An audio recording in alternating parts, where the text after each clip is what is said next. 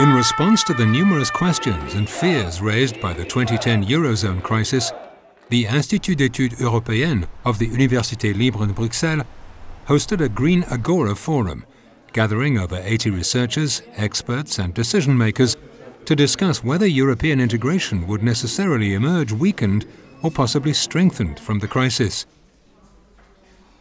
The Greek crisis is a little bit the quintessence of the European crisis. A lack of discipline for a long period, a lack of solidarity for a long period, and foremost, I think, also a lack of unity. The 2010 European crisis has proven to be a truly existential one, challenging the ability of the European integration process to meet its twin goals as reiterated by the member states in the Lisbon Treaty's preamble. To achieve the strengthening and convergence of their economies, on the one hand, and continue the process of creating an ever closer union among the peoples of Europe, on the other. Well, the crisis certainly is not benign. If you simply look at the outcome today, the number of people in unemployment, increasing inequalities, increasing poverty, but also a lot of political problems with a north-south divide in the Eurozone that is politically very threatening.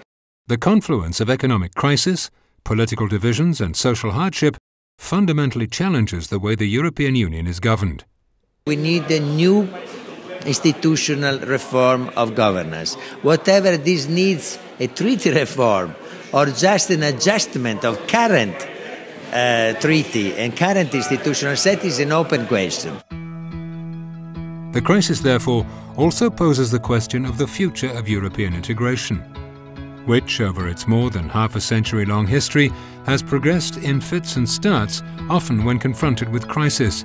As such, different challenges have fostered a proliferation of national and European strategies, reflected in a succession of institutional and treaty provisions. It was either the sort of 1970s up to the Single European Act, the integration through the court, right? And then following that, we had attempts at democratizing the integration even further. That has reached both of them have reached a crisis of some sort, and we are in some kind of hybrid regime at this point. The current complex European governance system is therefore the product of gradual evolutions and reactions to imperatives. This pragmatic approach to European integration is labeled functionalism. Probably functionalism cannot speak everything for Europe either.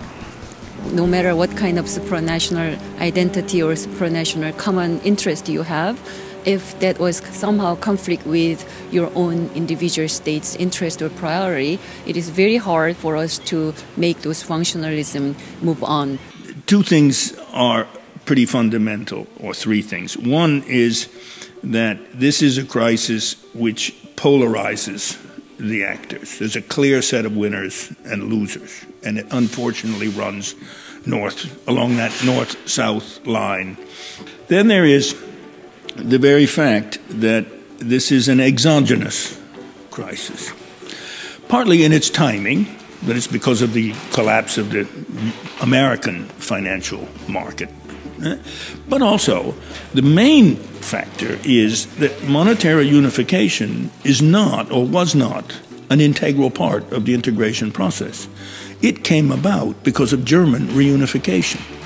It was the insistence of the French and the British that Germany give up the D-mark in exchange for East Germany. That was the underlying deal. We had an understanding of integration as an endogenous project, which had plenty of conflicts and crises, but they were generated from within and could be resolved from within.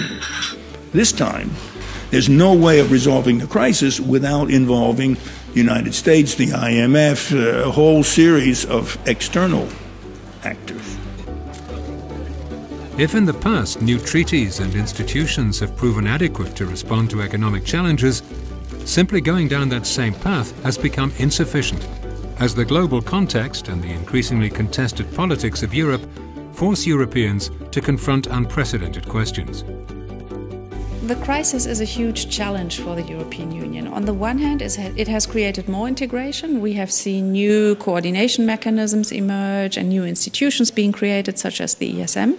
But at the same time, there are disintegrative tendencies. One of them is in financial markets, then obviously in the real economy and in societies, the degree of divergence and the decline of social cohesion is very important. These contradictive, integrative and fragmenting forces have pushed and pulled the Union's leaders towards revisiting its institutional setup. We had more creative and sophisticated modes of governance in the last 3-4 years than in all the 20 years of the monetary unit. But this poses 3 questions. How to bolster the efficiency of community-wide governance? Which levels of control and solidarity are needed for a sustainable European monetary union? And what democratic practices are needed to ensure the European endeavour's legitimacy? I think the most obvious negative implication of the current crisis has been the breakdown in the community method used in the European Union to come up with proper policy making. The crisis has refocused politicians and elected officials on national logic and priorities. Effectively, the consequence of that is that today in Europe, the people or the organizations or the institutions in charge of the public good in Europe do not have a European mandate, they have a national mandate.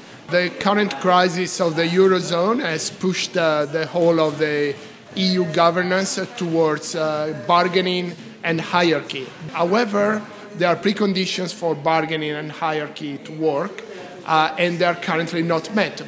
Rifts created by the crisis have entrenched winners and losers, which in turn has constrained constructive bargaining mechanisms. Furthermore, the trial and error approach, seemingly adopted by European institutions, has undermined hierarchies of authority. Reaffirming the community method's efficiency calls for a reinvigorated European mandate, which would open up the possibility of new deals to be made and clarify where responsibilities and authority lie. The crisis has not damaged the euro as a currency. If you look at the external value of the euro, it remains a pretty good currency worldwide. I think there are 2 issues here. The first one is that we've seen that this half-built house that was EMU has really come to a breaking point. What is different this time round is that we're stuck between, on the one hand, the need for further integration to make this construct work, and on the other hand, a waning citizen acceptance of further delegation of competences to the supranational level. That will be very difficult to square. European construction was imperfect, was incomplete. Whereas the German was thinking that if I stick to the rule, the European Union is finished. So now we know it wasn't finished.